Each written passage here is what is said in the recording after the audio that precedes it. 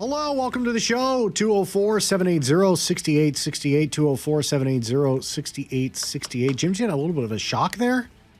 It looked like I scared you. Put the headset on, and Wow. whoever had this prior to me left it a little loud. What? What? Are you talking to me? It's like all of a sudden I said, hello, welcome to the show. All of a sudden you jumped in your seat. I know it looked like you startled me, but it was your voice that startled me. Oh, it was the voice. You're okay. fine. Okay. You do not freak me out whatsoever. It was the volume. The volume in the headset was extremely loud, which Wow. I'm usually turning it up. Yeah. But today it was, somebody must have been listening to some heavy metal or something. Jets and Noon is brought to you by Wash Method Wow. Car Wash, 690 St. Anne's Road. VIP take on the text line to win a VIP car wash from our good friends at Wash Method, 204-780-6868. We'll announce the winner later in the program as we're coming at you live from the Boston Pizza Studio. Try the new Triple Pep Pizza only at Boston Pizza. We're going to talk Hall of Fame as the show goes on. Particularly, I will discuss Jennifer Botterill. So well deserved. She had some great audio. Richard Kluche on Great 680 CJOB here spoke to her yesterday from her lake here in Manitoba at her parents' place, which Parents' lake. which I find hilarious. Well, actually, we should say at the lake where her parents live, because there is another future Hall of Famer that just signed with the Jets who actually has his own lake. Okay, yeah, that's So we true. got to clarify not her lake or her parents' lake, but the lake that their parents are at. I also appreciate this too, that Jennifer Botterill was at her parents' lake and like an insanely successful person, and she's still like, I'm at my parents' place. So I feel good. Yeah. Like for me to still mooch on my parents, I feel very comfortable about that. Because like if Jennifer Botterill is, borderline mooching, I can do the same. Well, after this Hall of Fame induction, there will be people who will say, give her her lake. Give her a lake. That's right. And, we're talking about expansion talk. Like apparently the NHL does not officially, they're not listening to anybody on expansion, but it just keeps coming up in the news. And we'll discuss that as well as Don Cherry, still not in the Hall of Fame as well. That will be something we'll touch on as the show goes on. Shayna Goldman is a national hockey writer with The Athletic, and she joins us now. Very happy to have Shayna on the program. Hello, how are you? Hey, I'm great. Thanks for having me. No, Thanks for joining us. Our pleasure. Shane, I'll just talk about Darren Dreger put this out on X, talking about the NHL board meeting today, ongoing speculation about Atlanta, expecting a general report on who has approached the NHL and from where. Atlanta's not the only one.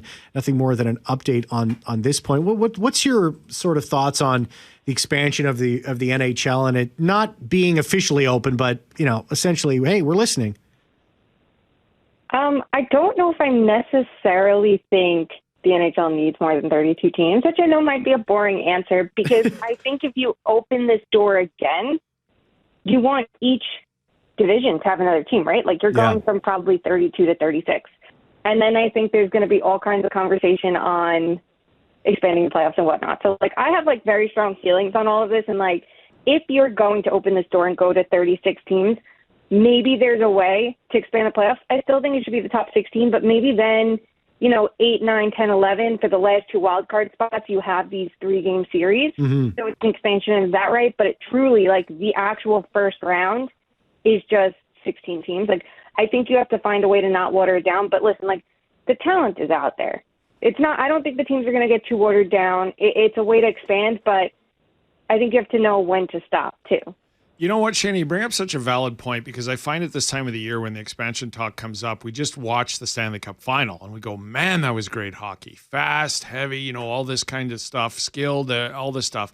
And we sometimes forget what a game between San Jose and Chicago can look like in the middle of February, right? Yeah. But then to your point is that the talent is there. It's not like you can't find this, but I'm with you, right?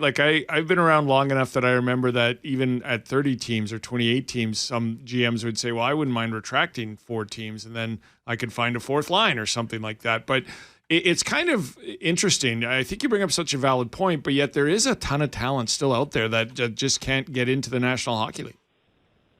Yeah, exactly. You look at the 2 incoming teams now, and I know they took very different approaches, but there's some really strong talent in Vegas, and, they have a Stanley Cup. And in Seattle, and had Seattle taken the Vegas approach, maybe we're talking about them a little bit differently too. But it's not like you can't build a team out there, because at the end of the day, there's talent out there, and then there's also general managers who are going to make mistakes, so you can build a better roster than they are too. it's funny, like the circle of NHL, you look at like the coaching carousel and the general managing carousel, and we kind of joke all the time, well, there's only 36 options for 32 teams. That's why, the same names keep cycling around. Maybe that forces us to kind of expand our bubble a little bit more too, right? And expand past the same names, and it opens the door to something new, something different, and then 4 new opportunities to learn from. Because I think every single team, whether they're bottom feeders or the best in the world, you're going to figure out something to learn from them.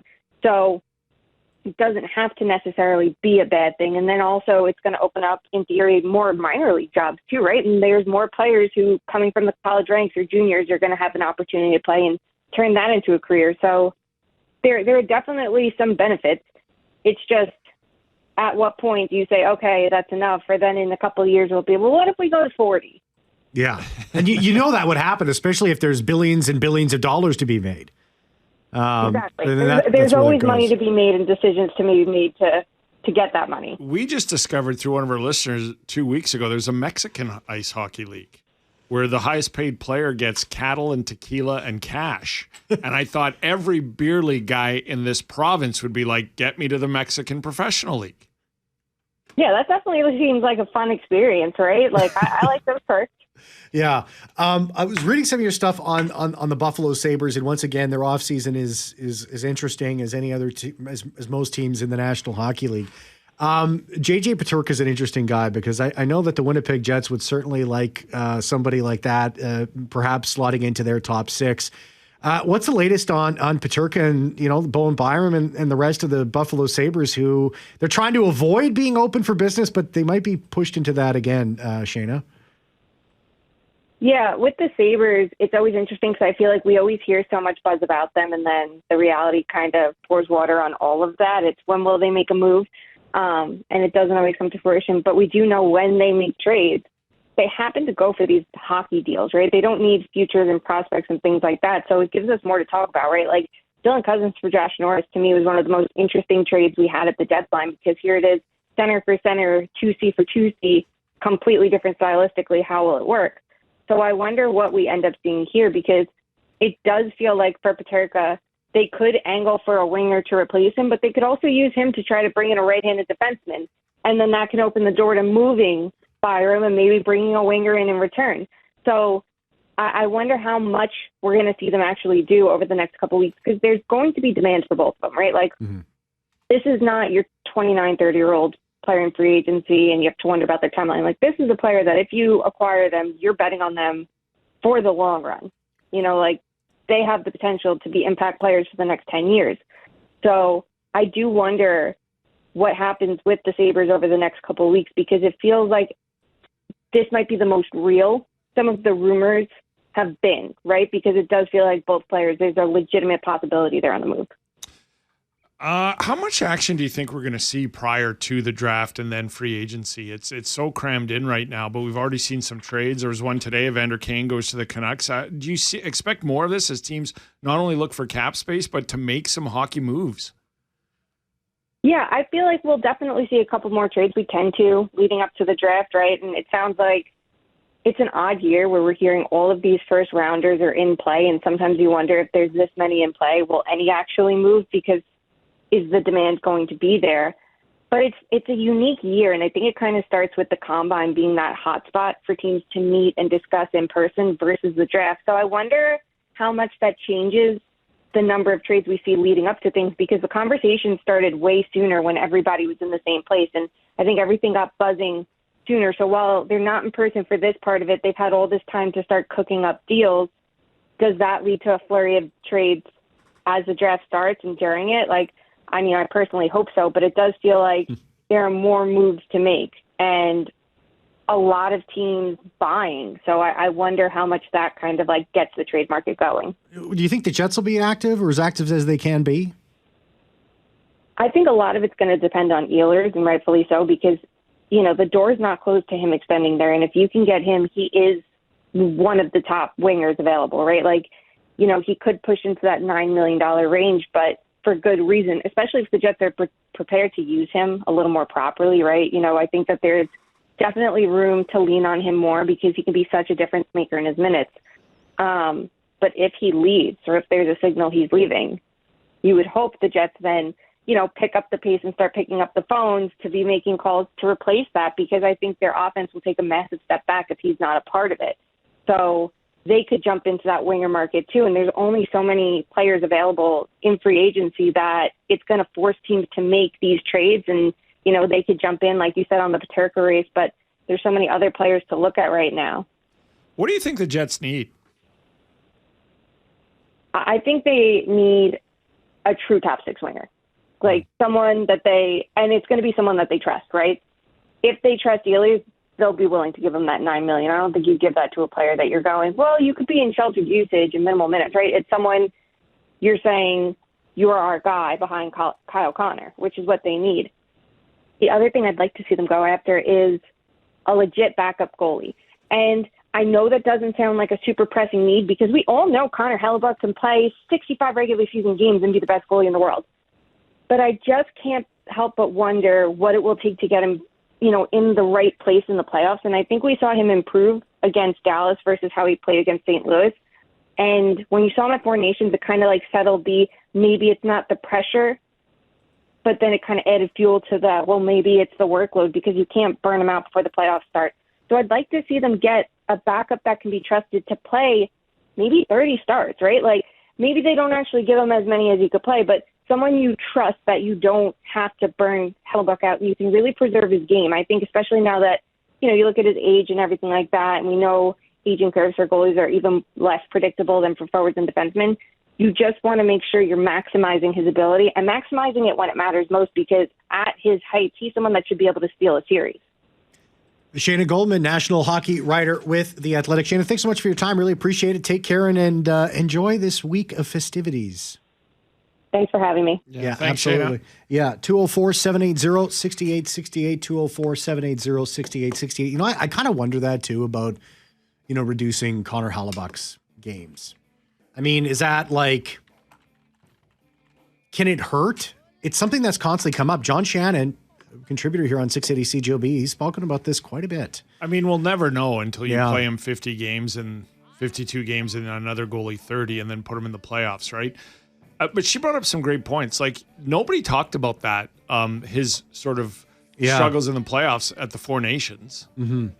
And then everybody here in this province is focusing on St. Louis. I'm beating the drum. What about Dallas? Everybody who reaches out to me about Hellebuyck, I'm like, what did he do wrong in the Dallas series? He let in a Michael Granlund goal just over the blue line. And other than that, he was more than adequate. But it's a topic, right? And look, I don't know what it is, but until he goes on a run and goes to a Stanley Cup final. He will. And the team does, then people will go, but till then, you kind of kick the idea around, right? Yeah, we'll be right back after this. On the other side, Don Cherry not in the Hall of Fame. And also, something was a little retracted, or something got taken over with Cherry's last podcast. And apparently there was some inaccuracies there. We'll talk about that after this. CJOB. Hey, call the Boston Pizza Jets at noon hotline, open 24/7, 204-780-6800. Dig into the new Triple Pet Pizza and Double Trouble Nachos, available now only at Boston Pizza. The number one caller on Friday will be awarded a $50 gift card to Boston Pizza. That is exciting. So, apparently, Don Cherry is not saying goodbye to his podcast. He just meant to say goodbye for the year, he told the Toronto Star or the Toronto Sun, and he says he's not retired. 91 years old. He's going to keep going. 91. Yeah. Good for him. Oh, yeah. Well, you Do know it as what? long as he wants. He's not in the Hall. We'll discuss that when we come back. Welcome back to the show. Before we get into our discussion about the Hall of Fame and Don Cherry, Dick says, if Ehlers wants $9 million, let him go. Can't wait till they sign him at 7 years for $7.5 for Ehlers. That's a lot of Lego. That one from Dick. Dick texting the show. Yeah. $9 million. See, there's all this talk, Jim, about where the cap is going. And everyone's they're all estimates. We don't know where the cap is going. Anything can happen, right? So there was a lot of teams, and of course, nobody saw the pandemic coming. Nobody saw the flat salary cap coming, but it became a reality. And a lot of teams got put in a lot of tight spots based on that. including this one, I think. That's right. And so if you're looking at future projections, this is where the cap is, and it very well could go there, or maybe even higher, maybe lower, but they're projections. I don't know what a player like Connor McDavid is going to be commanding when he needs his next contract. There's already talks with the Edmonton Oilers, already speaking to him in Ontario and all that. Of course, they're going to try everything possible to make sure that he stays in Edmonton, and he probably will. But when we look at where the cap is going, it's just a projection and say, okay, maybe Nikolai Ehlers in 2-3 years will be a $9 million player. But my estimate right now is he isn't. And I don't know if you can go around spending $9 million on Nikolai Ehlers heading into the year 25-26 in the National Hockey League. You got to wait for the market to determine itself. You can't just be spending money based on projections 2 or 3 years from now. You got to deal with what's in front of you at this moment. Well, and I also read an article where some people, and I don't know if they are or not, but they were referencing like the Mitch Marners or Connor McDavids might want a 2 or 4 year deal so that they can cash in again in 2 to 4 years when the cap is over 120 million, maybe 140. I don't know, right? And then, you know, if it, say it goes up to 120, say it goes up to 140, 150. Yeah. Is the new $6 million winger now $9 million? In that world, right? When the roof is raised, you know, what is a $7 million player now this, right? Mm-hmm. But I don't know, Cam, like, to me, I think what Shane was talking about was like Ehlers, again, I think he wants top line minutes. I think he wants to be used more. I think he wants to be, and I get that. I understand that. But that being said, here's the reverse of this. Say it's $9 million. Is that too much for Nick Ehlers right now? In my opinion, yes. He has 60 points. It is and too as much. good as he is and as a game changer as he can be, it's too much in my opinion. However, what is your alternative? And that's what I need to know, right? Like before, so would I be fine giving Nick Ehlers $7.5 to $8 million? Even if it's $8? Yes, I would. Unless there's somebody out there that you think you can get that will give you 60 or more points, 70 for less. But again, we all know the parameters around the Jets and how their hands are tied. So if you're not, now look, when it comes to $9 million in this cap, of course you let him walk and you try to figure it out. But if the cap is going up in 3 years and $6 million is now the new $9 million, can you afford not to sign him? Because if you can't get anybody else here, it's an issue. But I would think the Jets have thought this a year ago and have a plan that goes, if he doesn't come back, these are our 3 plans and these are our 3 ways we could go and how we figure this out. I think it's safe to assume the cap is going to go up in 5 years. But like, and a player that is worth $6 million today is not going to be worth the same amount 5 years from now. But that's all to be determined. Anything can happen. You like, can't things can sign change. for 5 years from now. You can't sign from 4 years to now. Yeah. All you can do is sign this year and maybe look at next year. And then even on a 6-year deal, like you have to go, this is your value now at this set. But that's out there, right? Players are going, if the cap's going up in 2 years, I only want a 2-year deal. I think that's only for like the Mitch Marners and the Connor McDavids, where they can go, hey, you know where I'm going to be 2-3 years from now, but so pay me for where the cap is being projected to go. I think you have to be a McDavid Marner kind of guy to be able to command. I don't think Nick Ehlers is. I think if Nick Ehlers is going into negotiations and he's saying, well, you're not going to pay me for the net. You're going to pay me for where things are projected to be 3 or 4 years from now. I think people are going to be like, well, no, that's not how this works. We keep hearing how dynamic Nick is, and Nick is. Yeah. He is. But he's still a 60-point player. And when people get mad at me about talking about goals and assists and stuff and all the other things that players bring, I understand all that. But the hardest thing to do in this league is to score goals. And the second hardest thing is to put up points. And that's what you get paid for. Like, you can have an argument. What's more important, Dylan Sandberg or your players on your second line? That's a legitimate argument to me. But the bottom line is Dylan Sandberg's not going to make $9 million. Because Dylan Sandberg does not have the points to go along with his stellar defensive play. And there are players out there that are going to put up 75 points and cost you a ton of defense on the ice, but points get paid. And that's why I think a lot of people who are going, if it's $9 million, don't do it. because it's 60 points, right? Like, I wonder how different this Ehlers conversation would be if this season he put up 73 points. Tommy texts the show and says, "Hi guys, the thing that worries me is the revenue the Jets make. Will they be able to keep up with the cap playing in the small markets?" This other texter says, "Bye-bye small markets." Well, Oklahoma City did it in the NBA. Yeah.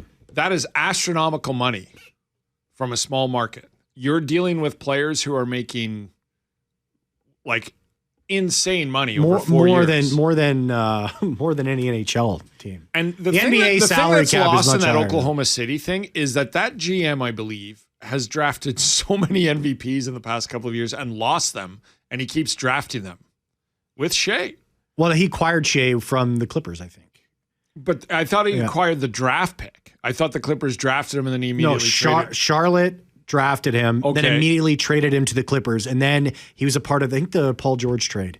Oh, right. He was part of the Paul. Yeah, You're right. yeah, Correct me. Yeah, forgive me. But he's got an eye for that, right? Yeah, without a doubt. So he's a perfect GM for Oklahoma City because he's got to view that. He's got to see that potential and bring it to Oklahoma City because you're dealing with, I've been to Oklahoma City and I liked it, but it is not even Minnesota. Like, it is small. And it is, not New York, not Miami, not LA, not Dallas, not.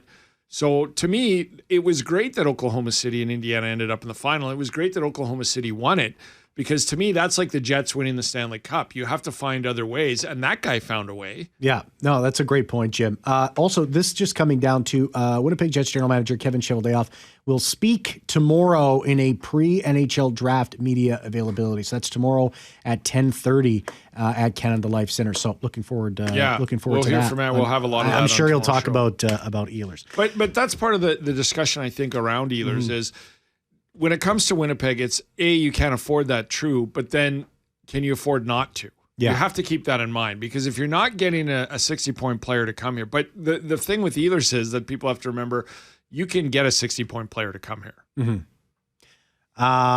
Jets. It's just a question of, sorry to interrupt, but just a question of whether Ehlers is on a number one line, he's probably 70, 75 points.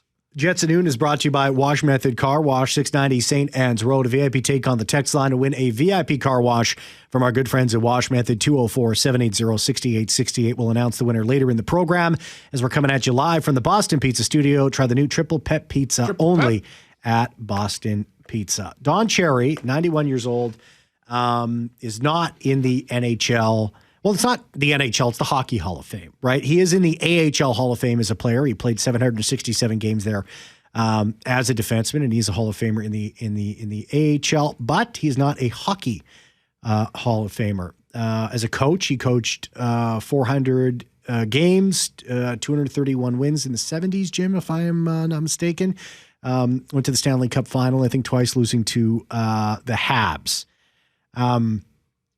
It is tough for me to argue any points that have him not as a Hall of Famer, not as a player, but as a builder of the game, or at the very least, in with a Foster Hewitt Memorial Award for broadcasting with like Sam Rosen is at his final season with the Rangers. He's in there. The famous broadcaster out of Calgary, Peter Marr, he's in there too as well. Much deserved. There's no reason why Don Cherry is not in the Hall of Fame to me. I think that he should be in as a builder, without a doubt. Look at how much he's done for the game of hockey. And listen, it's people, they don't like his politics. It's a big reason why he was bounced in the first place from Sportsnet when he was let go. Times have changed since he was let go, though, Jim. They really have. And people don't like him. They don't like the things that he said. And it's sort of a political bias against him is the reasons why he was, I think, chased out in the first place and why he's not in the Hall of Fame now. He deserves to be there. We could kick this around, Cam, and he deserves to be in the Hockey Hall of Fame, especially as a builder. He should be in as a builder. We can kick it all around. We all know the story. We all know the stories prior to him being let go and how close he was to for some of the things he said. The bottom line is he's helped grow and develop the game over years of his analysis of it, whether you like what he said or not. And I just think he should be in as a builder in the Hockey Hall of Fame. I'm not going to get into a huge debate of this and that and that and that. Bottom line is the body of work deserves to go in. Mm-hmm. I agree with that. In my opinion. Yeah. No, I'm with you on that too. So he's 91 years old. I don't know if, when they might do this. I have no problem with this class.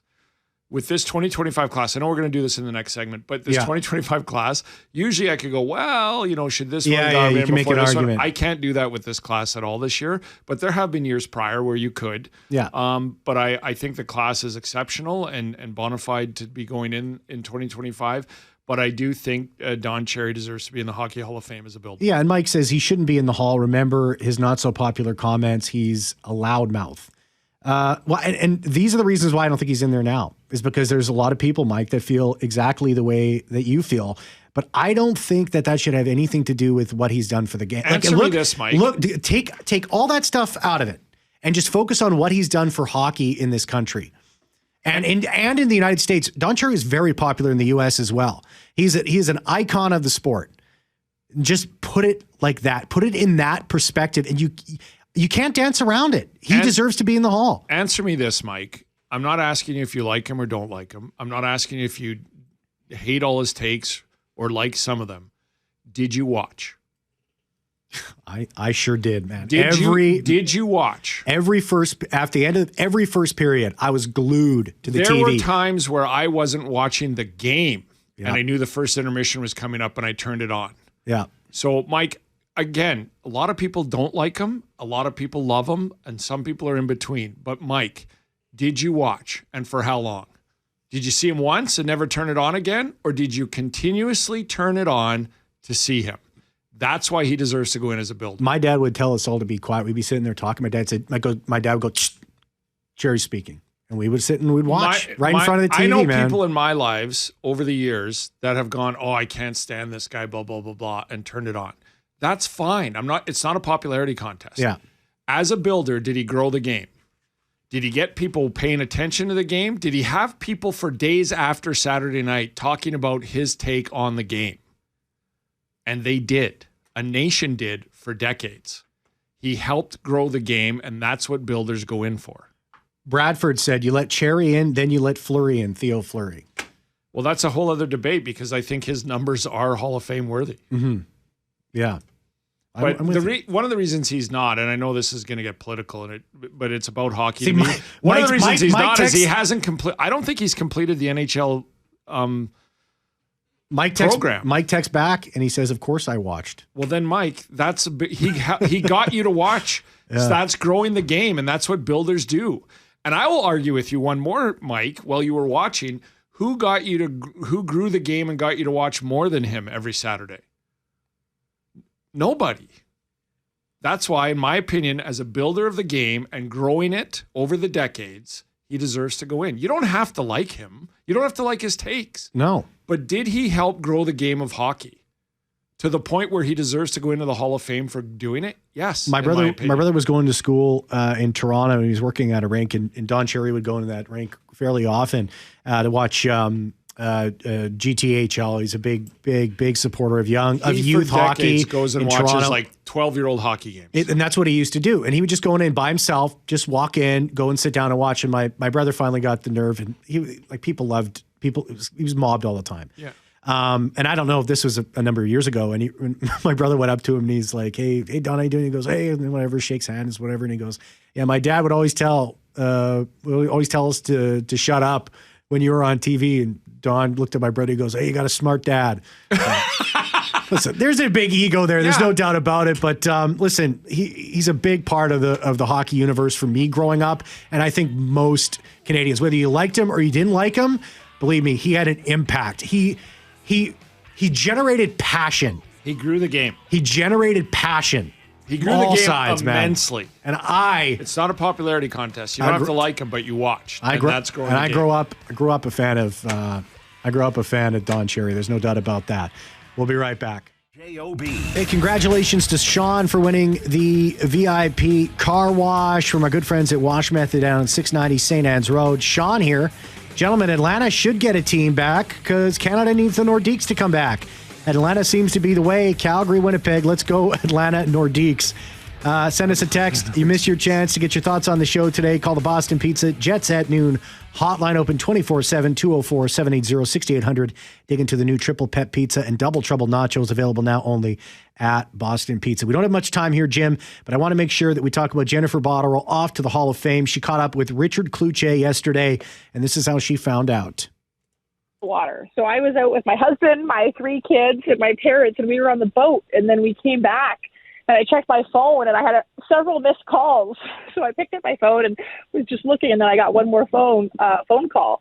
So I answered it, and it was Ron and Lanny, and so they shared the news with me, and I was just, my heart was full, and I was just feeling so thankful. So a really special afternoon to get that phone call, but then for me to be here with my parents and my husband and my kids. So it was hugs and tears of joy and kids that were jumping up and down on the dock.